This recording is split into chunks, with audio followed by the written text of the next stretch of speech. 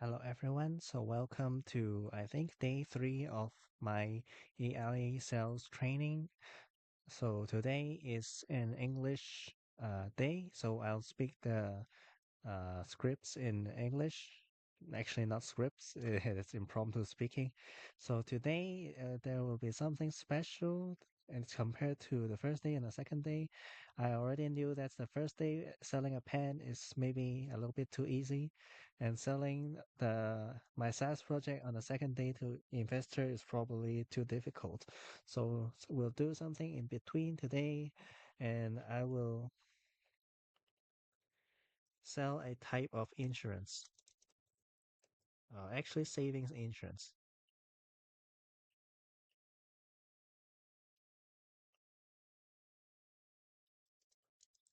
I will sell you savings insurance.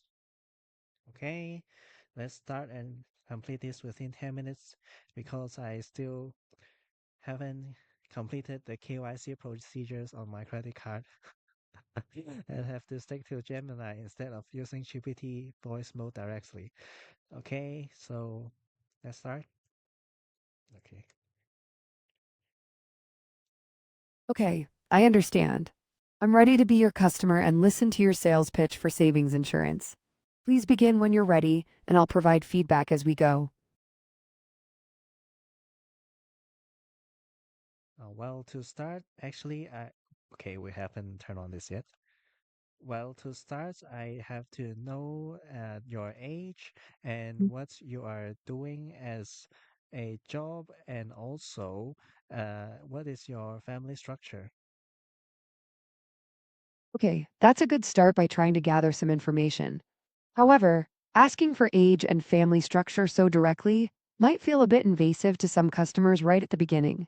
Perhaps you could start with more general, open ended questions and then gradually move to more specific ones as you build rapport. For example, instead of directly asking for my age, you could ask about my life stage or what my current financial priorities are.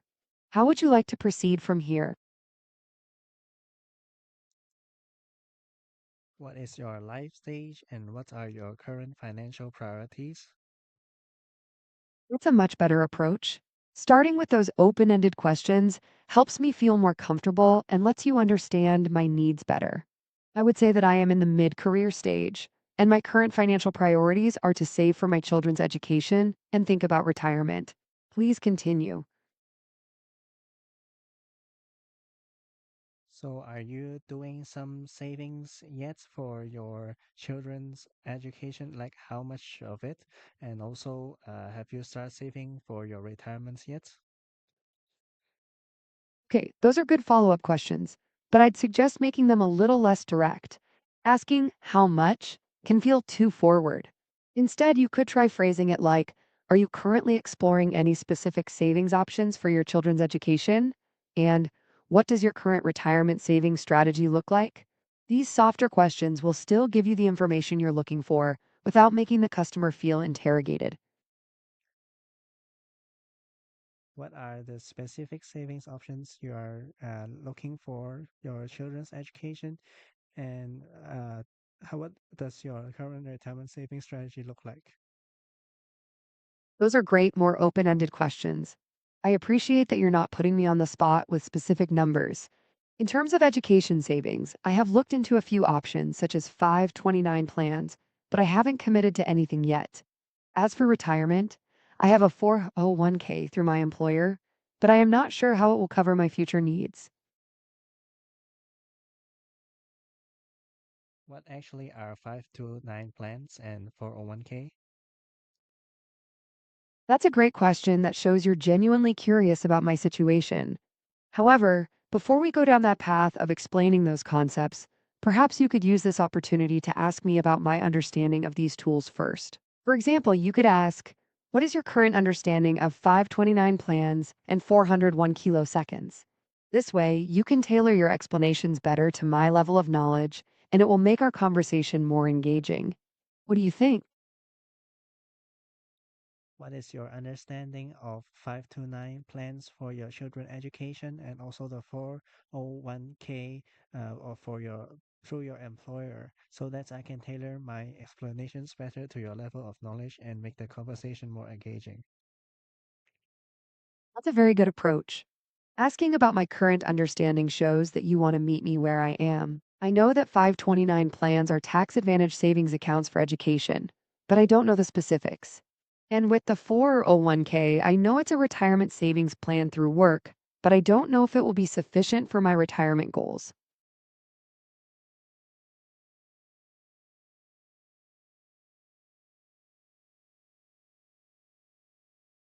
Actually, to save tax during saving, then it is a kind of okay approach to your children's educational needs.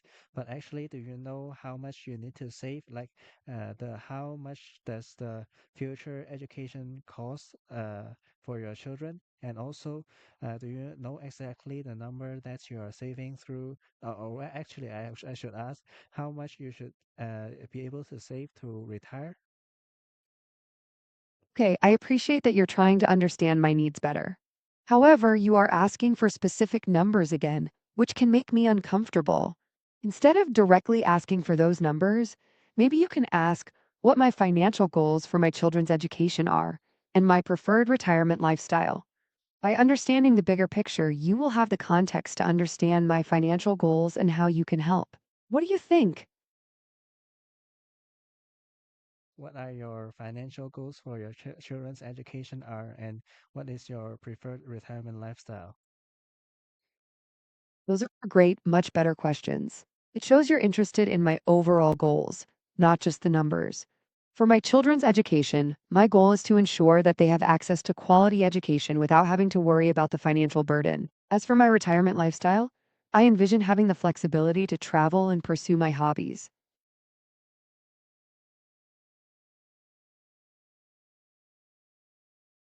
Can I assume that you live in Hong Kong for in this scenario? Yes, you can assume that I live in Hong Kong. So basically, you have 12 years of free education as your children, and you might only have to pay for the university fees and also the living fees if they study abroad. So let's plan for the largest plan that they might excel in the studies so that they go to some Ivy League schools, or they might need to fall back to some less sophisticated schools for children that are not performing as well, so that they might need to study abroad. Then usually in within a year about 12 uh 12 what 12 200K is it in English, a year is needed for your children, including the living costs and also for your future uh, retirement life. You might need a lot of money to retire, saying about uh 3,000K. Okay, you're now starting to paint a picture of the potential costs, which is good. However, throwing out numbers like 200C and 3000C without context can be overwhelming and potentially off putting. Instead of just stating these numbers, could you explain the logic behind them? For example, you can explain the average cost of an Ivy League education in Hong Kong, or what a comfortable retirement looks like. Adding context and rationale will make these figures feel less arbitrary. What do you think?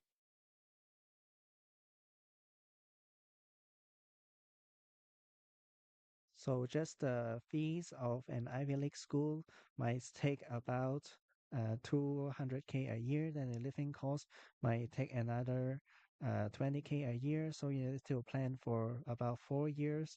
Then it is around 800K, I think, if I'm not getting the numbers incorrectly. And so that you for your retirement, usually people save around uh, maybe 4,000 or to 6,000 K for their retirements, but they are only living their plain lives and not traveling around and pursuing their hobbies. So I think you might need triple for that. What do you think? Okay, that's much better. Explaining the breakdown of the costs gives me a clearer understanding of where the numbers come from. However, it still feels a little bit like you're just throwing numbers at me.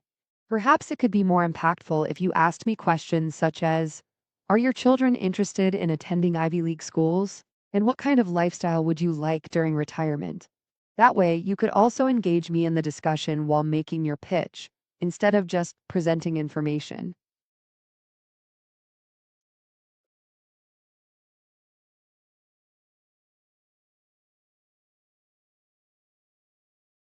Do you plan for your children to attend Ivy League schools?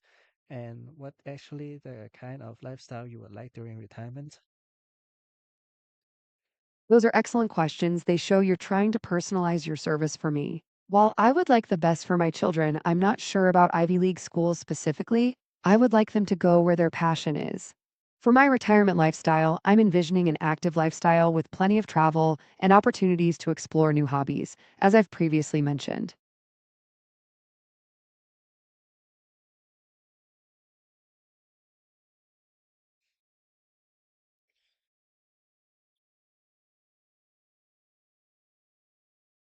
Okay, the chart just collapsed.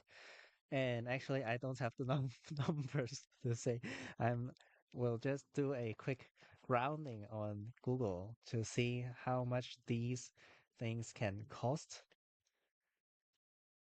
I was just making numbers out of nowhere. Actually, I think selling this is maybe even harder than selling my SaaS service, to be honest. Oh, wait a second. These are all AI tools.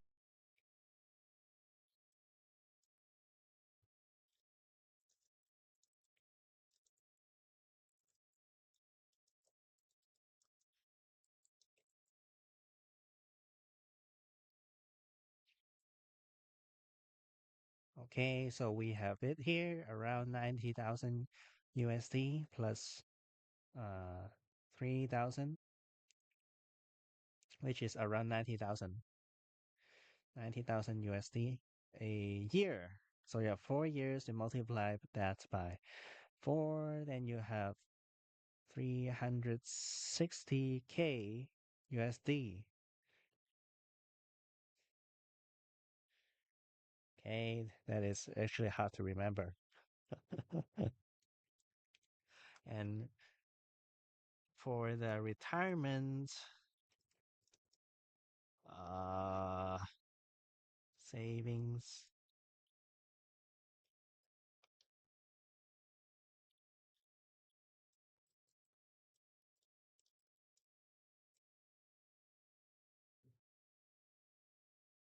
over 20 million is needed to secure an ideal retirement.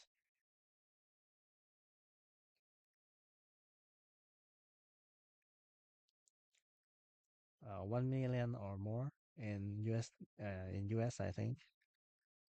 20 million. Actually, it is for the rich people. So for yeah, there actually is not a hard number, I think.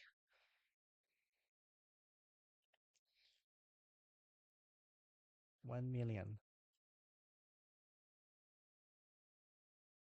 investments generating returns. 1 million or more.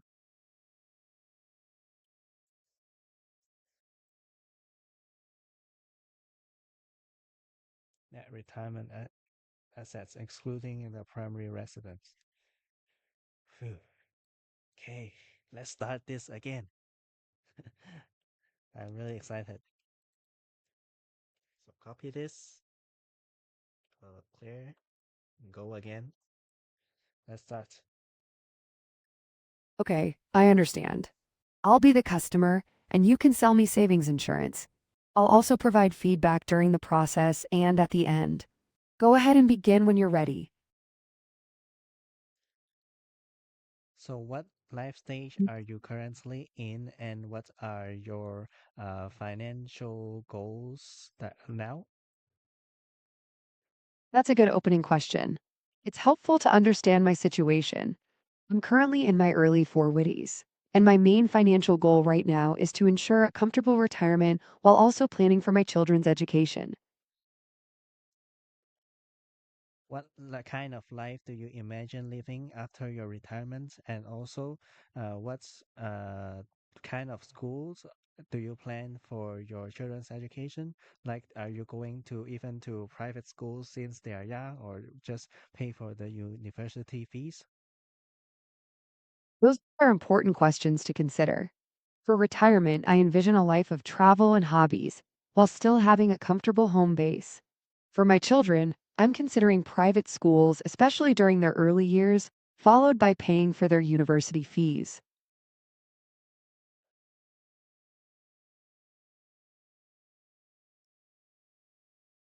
Do you have a plan or number in mind for how much you need to save? And are you doing that now for your retirements and also the tuition fees for your children?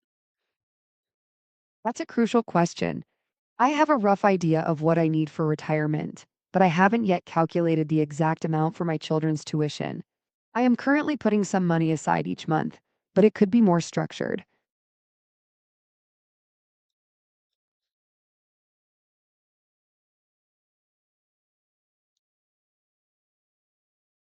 Well, actually, I have a friend that is also doing the same kind of structure as you, but after 10 years, when they encounter something large and need immediate cash, like immediate surgeries and getting hurt, they have to move the money out from the bank, which is supposed to be set aside for tuition and retirement and have to move to that stuff. So, have you prepared for that yet? That's a very valid point. Unexpected events can certainly derail financial plans. I haven't specifically addressed a plan for those situations, and it's something I need to think more about. So, actually, to structure your finance, I think we need to do some insurance on your medical and also your medical and also the accidents. What do you think? It's a reasonable suggestion. Having insurance for medical and accident related events would definitely add a layer of security. I'm open to exploring options.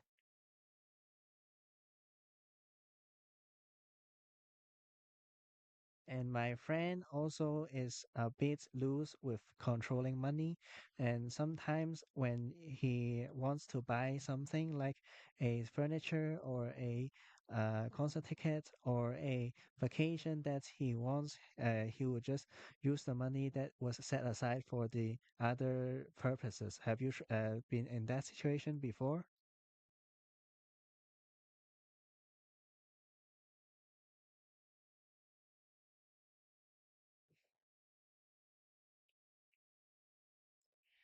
Gosh,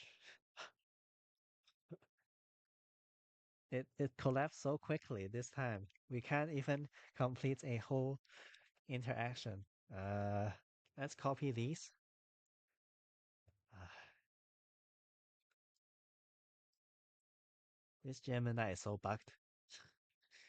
Wish I can use GPT.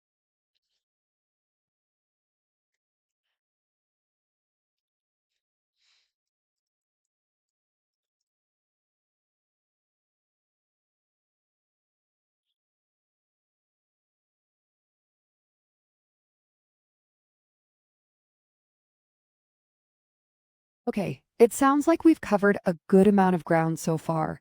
You've successfully identified my financial goals, concerns, and current situation. I think we're ready to proceed to the next step of explaining what your savings insurance offers. Let's continue when you're ready. So actually, one friend of mine has tried saving for the children's tuition and also for retirement as well.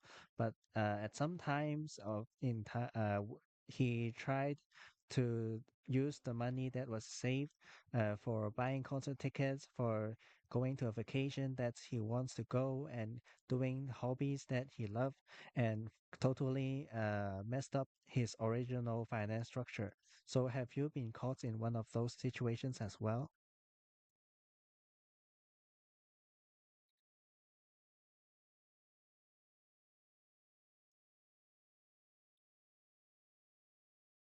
Is it hard to process my speech? It is not responding. Okay, I'll say that again. Never mind. Something went wrong. We'll try one last time, and if it still can't make it, then we'll stop.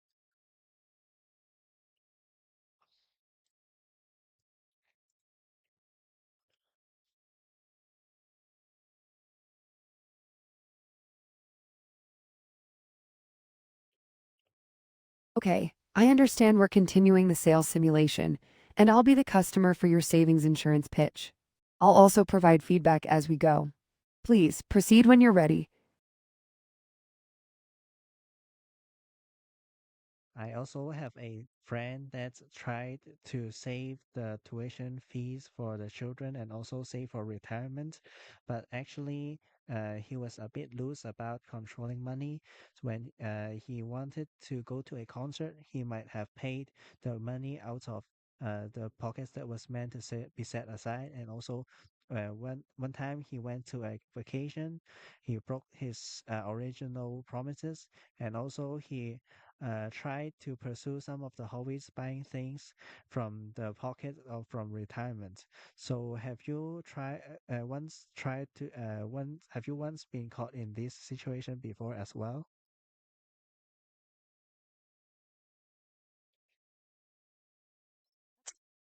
Interesting story about your friend. It highlights the challenge of sticking to financial plans, and that can happen to many people. You're asking if I've faced similar situations where I've struggled to stick to my savings goals? Yes. That's a good question. It shows that you're trying to understand my potential challenges. I admit I have occasionally dipped into my savings for non essential purchases, though it's been more for smaller things than big expenses, like concerts or vacations. I'm very disciplined most of the time, but like your friend, there are moments where I have to fight the urge to spend. So can you imagine that if you have two bank accounts and one bank account you store money inside, when you have the paycheck and you can don't have the bank card to withdraw the money from it until a certain age, and do you think you would keep to your promises better if you set up your bank like this?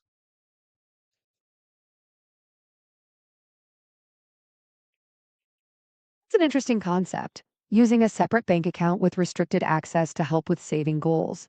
You are suggesting that having less access to the funds could help me stick to my plans.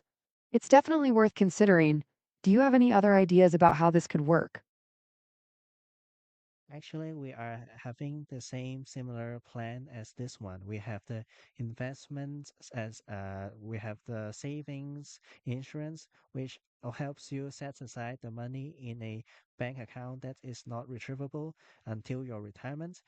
Or we also have a savings account that is retrievable only by your children for pure educational means only, so that you can avoid your children misusing your money. Okay, that's helpful. So you're saying your savings insurance plan offers two options. One is a locked retirement account, and the other is a restricted savings account for children's education, accessible only for educational purposes. It's good to know that you have two accounts tailored for each type of saving goal. I think that's a good idea.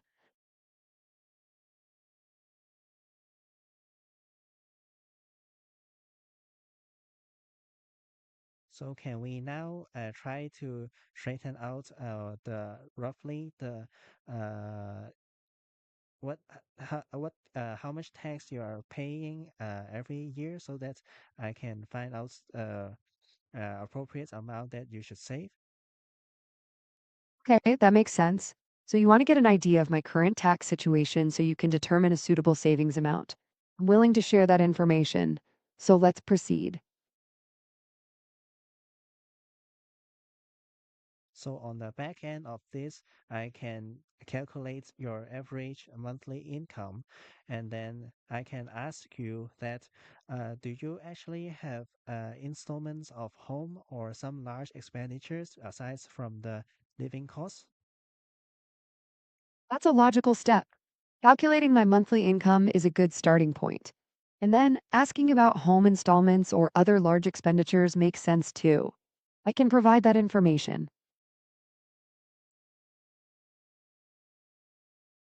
So do you think that we can set aside probably 10% or 20% of the leftover at the start of your paycheck so that we can go achieve your goals together when the time comes? Do you think it is a good idea? Good suggestion to start with 10% or 20% of my leftover income. Setting aside a portion of my paycheck early on seems like a proactive way to reach my financial goals. Something to consider, yes. So I have already sold you. Okay, you think you've already convinced me to purchase your savings insurance? Yes? All right, I see your confidence. Before we wrap up, let's get some feedback on your sales approach. Overall, you did a good job by asking thoughtful questions to understand my needs and financial situation. You also introduced the two savings options clearly. You did a good job referencing back to things I said before. Your biggest strength was in asking good questions and making me feel like you were listening to what I said. You were also very friendly, which was good. One small suggestion is that you could offer a bit more in terms of benefits of the product itself, instead of just focusing on my finances. But overall, great job.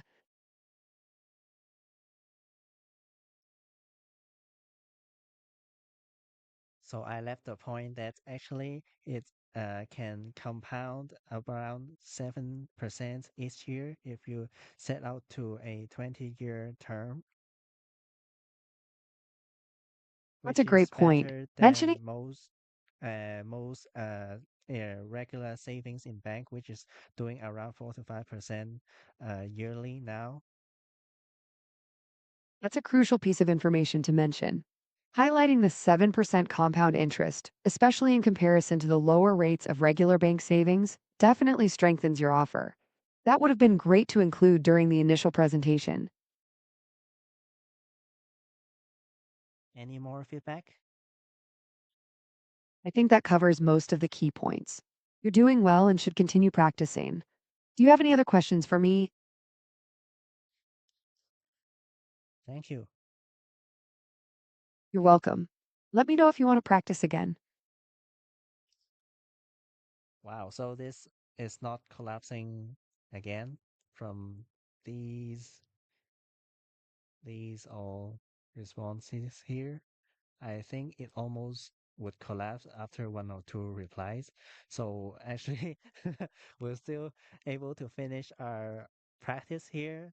So the trick being that we just copy its replies so that we can continue going on. Oh, well, actually, I have something more. I will let it throw some what is that? Objections? Objections to me. Can you throw a few objections to me just to Mm, practice? Sure, I can give you a few objections. Let's start with this. I'm not sure I want to lock my money away for so long. How would you respond to that?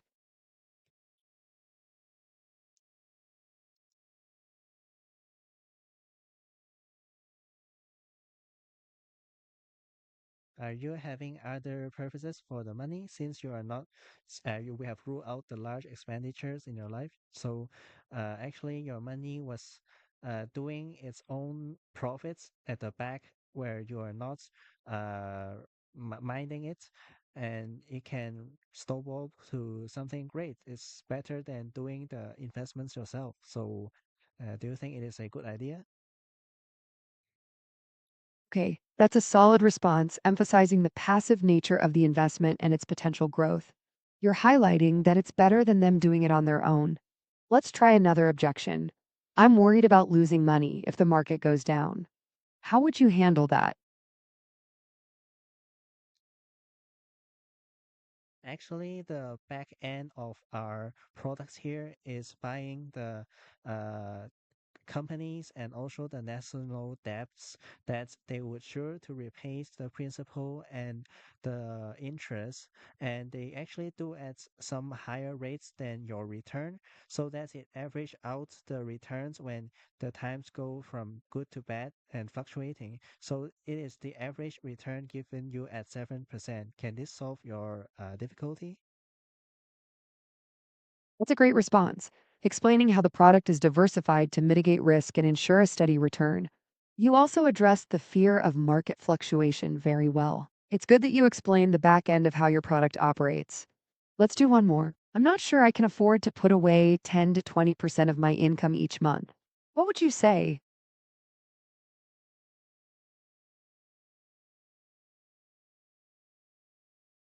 Actually, we have already factored in all the living costs and your large expenditures. So I am not sure if you're saying that 20% is large or not, because you still have 80% to pursue your hobbies, to travel and do whatever you like. So do you think 20% is actually a small percentage that is negligible in your expenditure?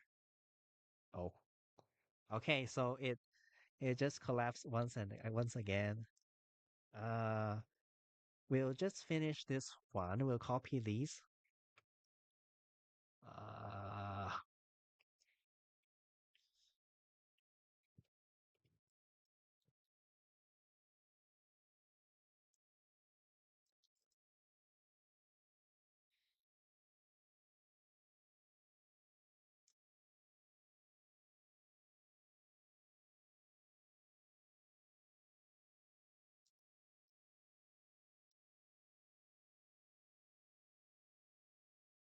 well, actually, the major what shortcoming of this model is that it is too easygoing.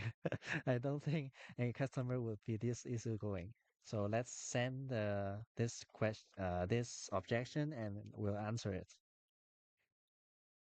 Okay, I understand. I'm ready to continue the simulation. So you're suggesting that the 20% might be too much for me to afford, is that correct? This was the objection that you gave me in the last conversations, and the answer for it would be that we have already factored in all your living. Okay, we haven't turned on this.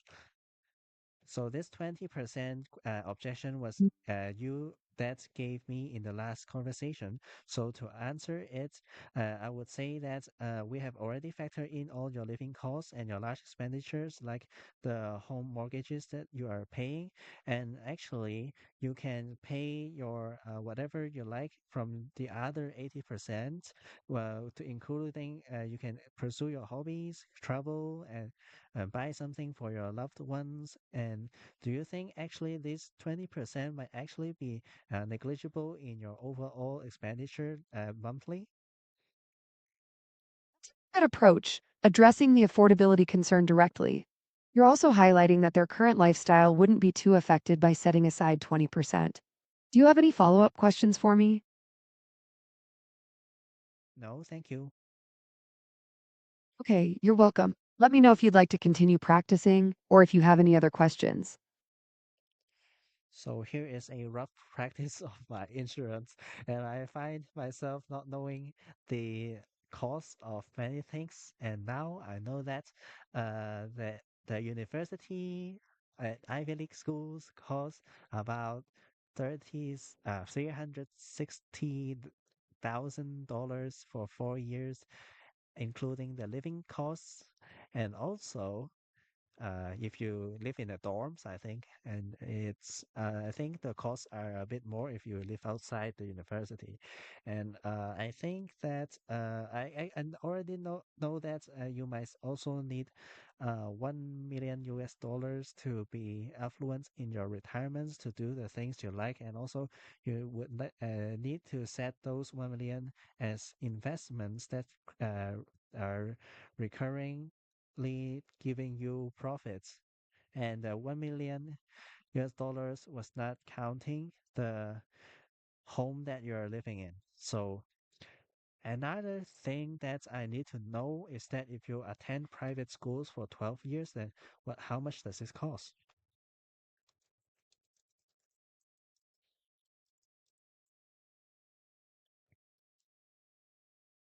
Uh,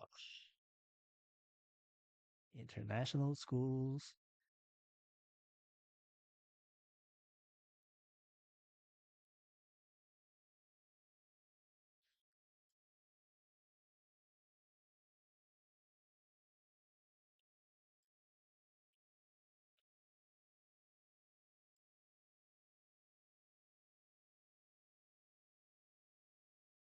Wow, $10,000 a year. Kindergartens, 10, no, $100,000 a year. So 3 years, 300,000. We'll add this up.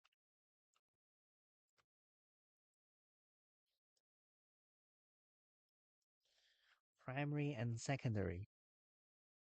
So what the heck is this? So I think roughly we can count it as this one, I think, times times 13 years. Are there 13 years? Okay. Actually, five maybe, because these are much cheaper. These are much all through schools. All through schools, they are priced higher. Okay, so maybe we'll just assume it as seven instead. Okay, so kindergarten to secondary school, $2,500,000 Hong Kong dollars. So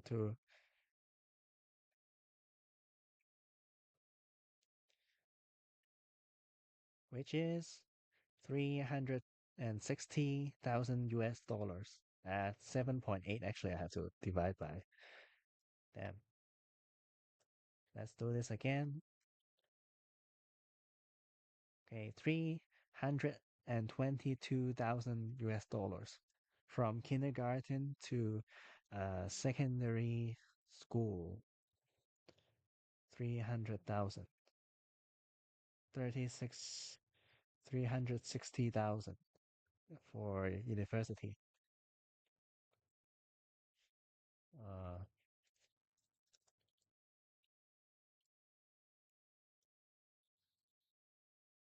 yes, so the university is even more expensive than the 13 years of education in the private schools.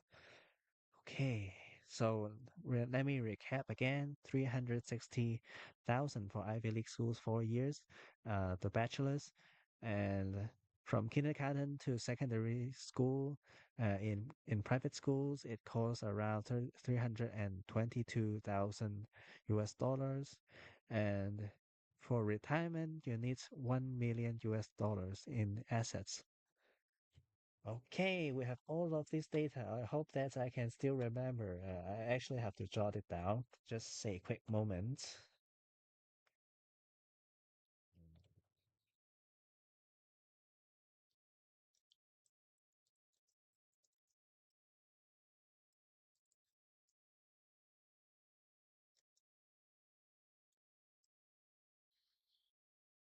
Actually, we might have to consider the pre-kindergarten as well, which is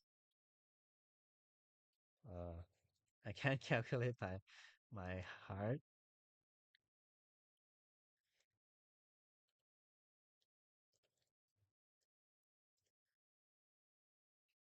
Okay, 16,000. 16,000.